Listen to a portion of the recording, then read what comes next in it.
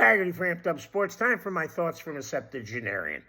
Over the course of my 72 trips around the sun on this rock, one thing that has changed is the free movement of players from one team to another.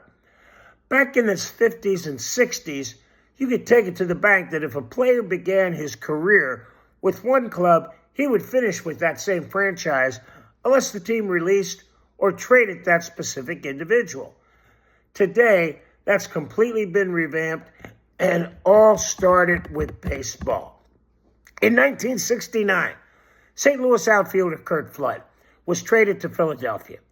The Cardinals center fielder refused to go to the Phillies, challenging the reserve clause that Major League Baseball had in place for decades, which bound a player to a team, preventing any negotiations with other teams, and that, he said, violated his rights.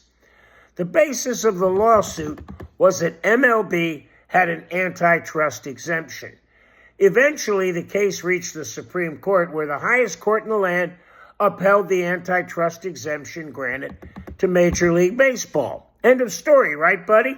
No, because there was a caveat. The court recognized the complexity of this issue and recommended that Congress address it. Finally, the Curt Flood Act of 1998 revoked the antitrust exemption given to MLB. It addressed specific trades and contracts, as well as the restrictions on players moving due to the reserve clause.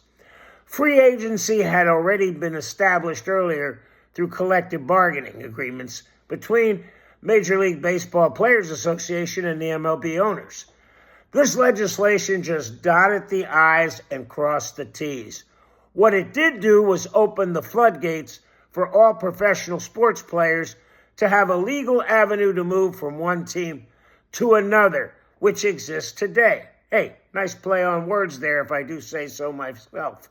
Leo Haggerty, Amped Up Sports. Book it, Dano.